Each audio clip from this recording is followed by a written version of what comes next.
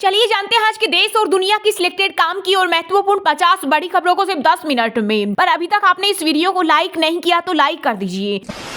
आम जनता को नए साल के मौके पर मोदी सरकार की तरफ से मिल सकता है बड़ा तोहफा। 6 से 10 रुपए लीटर सस्ते हो सकते हैं पेट्रोल डीजल के दाम। केंद्र सरकार की तेल कंपनियों के साथ चल रही बातचीत। लोग बोले लोकसभा चुनाव के चलते सस्ता कर रही मोदी सरकार। पीएम मोदी आज अयोध्या में रामनगरी को देंगे 16,000 करोड़ की परियोजनाओं का उपहार। इस दौरान 2 नई अमृत भारत ट्रेनों और 6 नई वंदे भारत ट्रेनों को दिखाएंगे हरी झंडी। साथ ही अयोध्या में बने महर्षि वाल्मीकि एयरपोर्ट का भी करेंगे उद्घाटन।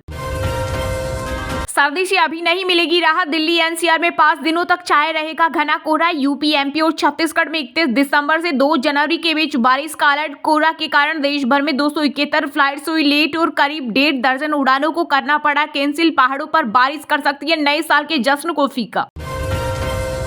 इंडिया गठबंधन में सीट शेयरिंग फॉर्मूले पर कांग्रेस जल्द दूसरे दलों के साथ करेगी चर्चा। जनवरी के पहले हफ्ते में होगी बैठक। दरअसल लोकसभा चुनाव में बीजेपी के खिलाफ बने 28 दलों के गठबंधन में सीट बंटवारे को लेकर अब तक चर्चा नहीं हो पाई है।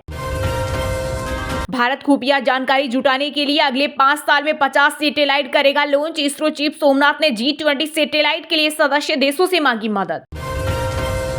मोदी सरकार ने कबाड़ बेचकर जुटाए 1200 करोड़ रुपए। 2 चंद्रयान-3 मिशन के बराबर हुई आमदनी। यही नहीं, ये रकम इतनी ज्यादा है कि इससे कम में तो भारत की नई सांसद बनकर तैयार हो गई। बंगाल में लोकसभा चुनाव टीएमसी बनाम बीजेपी होगा। सीएम ममता बनर्जी का दावा। बीजेपी और इंडिया अलायंस के बीच मिली भगत। सीट शेयरिंग पर नहीं होगा कोई समझौता। वहीं महाराष्ट्र में भी 23 सीटों पर अड़े उद्धव की शिवसेना। संजय राउत बोले कांग्रेस को तो जीरो से करनी होगी शुरुआत। शिवसेना की ताकत सबको पता है। 6 जनवरी को शाम 4 बजे लैंग्रेंज पॉइंट पहुंचेगा solar mission Aditya L1। ISRO प्रमुख सोमनाथ ने बताया इसके सभी इक्विपमेंट की टेस्टिंग की जा चुकी है और वे बेहतर तरीके से काम कर रहे। पाकिस्तान से 4 महीने बाद लौटी अंजू अब अपने प्रेमी नसरुल्ला को भारत लाने की कर रही प्लानिंग। इसकी पुष्टि अंजू ने खुद की। इसके लिए वह लीगल कार्रवाई में भी जुट गई है। अंजू का कहना है कि वह हरियाणा में ही अपना घर बनाएगी। वह अपने प्यार के लिए पाकिस्तान गई थी। भारतीय नौसेना ने बदले एडमिरल के कंधों पर लगने वाले एपोलेट्स के डिजाइन। पहले नेल्सन की रिंग थी, अब शिवाजी महाराज की राजमुद्रा नजर आएगी। इसके अलावा रिंग के नाम भी बदले जाएंगे। पीएम मोदी ने नौसेना दिवस पर किया था ऐलान। गणतंत्र दिवस के मौके पर दिल्ली और पंजाब की झांकी रिजेक्ट होने पर आम आदमी पार्टी ने इसे केंद्र का बदला बताया। सीएम मान बोले जिन राज्यों की झांकी सिलेक्ट हुई 80% में भाजपा सरकार। देश भर में बीते 24 घंटे में कोरोना के 797 नए मामले आए सामने। पिछले 7 महीने का सबसे बड़ा आंकड़ा। इस दौरान संक्रमण से 5 लोगों की हुई मौत। एक्टिव केस 4000 के पार। वहीं नई वेरिएंट JN.1 के कुल 145 केस। बिहार के सीएम नीतीश कुमार बने जेडीयू के अध्यक्ष। राष्ट्रीय परिषद की बैठक में लगी मुहर। ललन सिंह ने दिया इस्तीफा। बोले चुनाव में सक्रियता के चलते लिया फैसला। अब नीतीश संभालेंगे पार्टी की कमान। वहीं पोस्टर में लिखा अगर गठबंधन को जीत चाहिए तो चेहरा नीतीश चाहिए। छत्तीसगढ़ के रायपुर में गोबर और गोमूत्र से बनाई गई चटाई 54 मजदूरों ने 11 महीने में किया तैयार। पीएम मोदी को उपहार के रूप में भेजी जाएगी दिल्ली। दोबारा बनेगी बाबरी मस्जिद। दिल्ली में जवाहरलाल नेहरू विश्वविद्यालय की दीवारों पर राम मंदिर प्राण प्रतिष्ठा से पहले लिखे गए विवादित स्लोगन। लोकसभा चुनाव से पहले बिहार के पूर्व सीएम लालू यादव पर बनी फिल्म होगी रिलीज। नाम होगा लाला का लालटेन। फिल्म का फेमस डायलॉग आज से कुर्ता नीचे और गंजी ऊपर। राजस्थान में खत्म हुआ इंतजार। आज होगा भजनलाल शर्मा के मंत्रिमंडल का विस्तार। दोपहर 3:30 पर होगी मंत्रियों की शपथ। पीएम मोदी की डिग्री विवाद से जुड़े गुजरात मानहानि केस की अगली सुनवाई 11 जनवरी को होगी। आप सांसद संजय सिंह को मेट्रो कोर्ट में पेश होने का आदेश। अरविंद केजरीवाल को फिलहाल राहत। यूपी के सीएम योगी ने पीएम मोदी की अयोध्या आगमन से पहले की तैयारियों की समीक्षा। इसके अलावा सुरक्षा व्यवस्था का भी लिया जायजा। दादा ने सोमनाथ तो पोते ने राम मंदिर किया डिजाइन। संतों ने अप्रूव किया मॉडल। डिजाइनर आशीष सोमपुरा बोले राम मंदिर का स्ट्रक्चर एनालिसिस 2500 साल का है, यानी 2500 साल तक भूकंप जैसी आपदाओं से भी इस मंदिर को कुछ नहीं होगा। 2024 में अपना आखिरी चुनाव लड़ेंगे कांग्रेस सांसद शशि थरूर। बोले एक समय आता है जब युवाओं के लिए जगह बनानी होती है और यही मेरी सोच है। बॉलीवुड अभिनेता आमिर खान की बेटी ईरा खान की नुपुर सीखरे संग महाराष्ट्रीयन रस्मों से 3 जनवरी को बांद्रा के आलिशान ताज लैंड्स एंड होटल में होगी शादी। इसके बाद 6 से 10 जनवरी के बीच 2 रिसेप्शन पार्टियां होंगी, एक दिल्ली में और दूसरी जयपुर में। साउथ चाइना सी में इंडियन नेवी के सीप उतारने पर भड़की चीनी सेना, भारत को दी नसीहत, कहा कई देशों के बीच रक्षा सहयोग से तीसरे देशों के हितों और क्षेत्रीय शांति को नुकसान नहीं पहुंचाना चाहिए। हिमाचल में नए साल का ग्रैंड वेलकम, वहीं HPTDC के सभी होटलों में DJ party, dance competition, couple dance और फूड फेस्टिवल जैसे होंगे आयोजन। इसके अलावा शिमला मनाली में रात भर चलेगा जश्न, 90% होटल एडवांस में बुक। अखिलेश यादव ने कांग्रेस पर लगाया चुनावी मुद्दा हड़पने का आरोप, राहुल गांधी ने सपा प्रमुख के दावे पर दिया जवाब, कहा जाति जनगणना कोई क्षेत्र दल नहीं कर सकता, इसके लिए कांग्रेस जैसी नेशनल पार्टी की जरूरत पड़ेगी और ये काम सिर्फ उनकी पार्टी ही कर सकती है। बिहार के सीएम नीतीश कुमार के जेडीयू अध्यक्ष चुने जाने पर डिप्टी सीएम तेजस्वी यादव ने दी प्रतिक्रिया, कहा वो पहले भी जेडीयू के अध्यक्ष रहे हैं, जिस तरीके से बिहार में महागठबंधन सरकार चला रही है उसे बीजेपी बौखला गई। राज्यसभा में आम आदमी पार्टी का नेता नहीं बन पाएंगे राघव चड्ढा, सभापति जगदीप धनखड़ ने खारिज किया अनुरोध।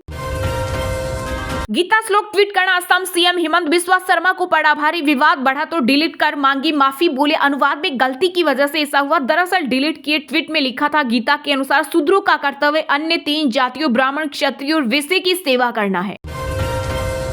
लोकसभा चुनाव 2024 की आदर्श आचार संहिता लागू होने से पहले आएगी भाजपा प्रत्याशियों की पहली सूची, यूपी के प्रत्याशियों के हो सकते हैं नाम।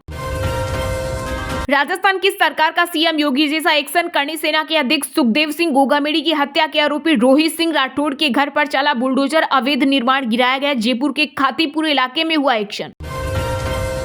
कांग्रेस नेता राहुल गांधी ने पहलवान बजरंग पुनिया की हरियाणा के झज्जर स्थित अखाड़े की सरप्राइज विजिट का वीडियो किया जारी। इस दौरान एक महिला पहलवान बोली, WFI से ब्रजभूषण के करीबी संजय सिंह को हटाए, हमारा फ्यूचर इसी में है। पाक अधिकृत कश्मीर POK में पाकिस्तानी सेना ने शारदा पीठ पर किया कब्जा, जिससे समिति और स्थानीय लोग हुए आक्रोशित, पीएम मोदी से लगाई मदद की गुहार।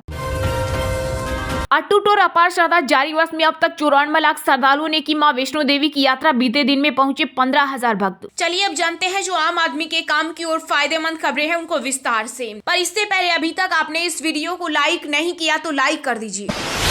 आम जनता को नए साल के मौके पर मिल सकता है बड़ा तोहफा, 6 से 10 रुपए लीटर सस्ते हो सकते हैं पेट्रोल डीजल के दाम, मोदी सरकार की तेल कंपनियों के साथ चल रही है बातचीत। जी हां, अगले साल होने वाले लोकसभा चुनाव से पहले केंद्र की मोदी सरकार जनता को साधने में जुट गई है। सरकार अब आम आदमी को महंगाई से बड़ी राहत देने की तैयारी कर रही है। खबर है कि केंद्र सरकार पेट्रोल और डीजल की कीमतों में जल्द ही कटौती की घोषणा कर सकती है। पेट्रोल और डीजल की कीमतों में 6 से 10 रुपए तक की कटौती की जा सकती है। इसको लेकर सरकार की तेल कंपनियों के साथ बातचीत चल रही है। पिछले साल 22 मई से पेट्रोल और डीजल के दाम में कोई बदलाव नहीं किया गया। पेट्रोल और डीजल के दाम काफी समय से अपरिवर्तित हैं। आखिरी बार केंद्र सरकार ने उत्पाद शुल्क में कटौती की थी। इस दौरान पेट्रोल और डीजल के लिए कुल कटौती 13 रुपए और 16 रुपए प्रति लीटर हुई थी। वहीं अब पेट्रोलियम मिनिस्ट्री और फाइनेंस मिनिस्ट्री पेट्रोल और डीजल के दाम कम करने को लेकर चर्चा कर रही है। इसके अलावा तेल कंपनियों से भी बात की जा रही है। अगर सब कुछ सही रहा तो पेट्रोल और डीजल की कीमत 6 रुपए से 10 रुपए तक सस्ता हो सकती है। दरअसल पिछले कुछ महीनों में अंतर्राष्ट्रीय बाजार में कच्चे तेल की कीमतों में गिरावट आई है। फिलहाल $80 प्रति बैरल के आसपास भाव है, जिससे भारतीय तेल कंपनियों का बजट संभला है। वहीं अब उम्मीद की जा रही है कि जनता को भी महंगाई से थोड़ी राहत मिल पाएगी। बंगाल में लोकसभा चुनाव TMC बनाम बीजेपी होगा, सीएम ममता बनर्जी का दावा। बीजेपी और इंडिया अलायंस के बीच मिली भगत, सीट शेयरिंग पर नहीं होगा कोई समझौता। वहीं महाराष्ट्र में भी 23 सीटों पर अड़े उद्धव की शिवसेना। संजय राउत बोले, कांग्रेस को तो 0 से करनी होगी शुरुआत, शिवसेना की ताकत सबको पता है। जी हां, लोकसभा चुनाव 2024 की तैयारियों में जुटा विपक्ष एक बार फिर से बिखरता हुआ नजर आ रहा है। कभी कांग्रेस साथी पार्टियों पर हमला बोल रही है तो कभी दूसरी विपक्षी पार्टियां कांग्रेस को निशाना बना रही है। इस बीच अब TMC प्रमुख ममता बनर्जी और शिवसेना ने कांग्रेस पार्टी को अपने तेवर दिखाए हैं। ममता बनर्जी ने कहा कि इंडी गठबंधन पूरे देश में होगा, लेकिन बंगाल में TMC अकेला लड़ेगी। वे न तो कांग्रेस और न ही वाम दलों के साथ गठबंधन करेगी। ममता ने कहा कि बंगाल में केवल TMC ही भाजपा को सबक सिखा सकती है, कोई दूसरी पार्टी नहीं। इतना ही नहीं, उन्होंने उत्तर 24 परगना में पार्टी कार्यकर्ताओं को संबोधित करते हुए इंडिया अलायंस के दल CPI और कांग्रेस पर भाजपा के साथ मिली भगत का भी आरोप लगाया। उन्होंने कहा कि CPI, बीजेपी और कांग्रेस ने पश्चिम बंगाल में गठबंधन बनाया और सक्रिय रूप से हमारे खिलाफ अभियान चला रहे हैं। वहीं हाल हाल ही में महाराष्ट्र की सीटों को लेकर इंडी गठबंधन में टकराव की बात सामने आई। शिवसेना ने महाराष्ट्र की 48 सीटों में से 23 सीटों की मांग की है, जिसे कांग्रेस ने मना कर दिया। शिवसेना नेता संजय राउत ने इस पर बयान देते हुए कहा कि राज्य में शिवसेना सबसे बड़ी पार्टी है और कांग्रेस को जीरो से शुरुआत करनी होगी। उन्होंने कहा, हमारी बात कांग्रेस के बड़े नेताओं के साथ चल रही है। हम महाराष्ट्र में लोकसभा के लिए हमेशा 23 सीटों पर लड़ते आए हैं। दरअसल कांग्रेस नेता संजय निरुपम ने शिवसेना को टूटी हुई पार्टी बताया था, जिसके बाद संजय राउत ने जवाब दिया। इससे पहले समाजवादी पार्टी ने भी कांग्रेस पर निशाना साधा था। सपा प्रमुख अखिलेश यादव ने गठबंधन में सीट शेयरिंग में देरी होने पर कांग्रेस पर धोखा देने का आरोप लगाया। वहीं बसपा की गठबंधन में शामिल होने की चर्चा पर भी सपा नाराज दिखी।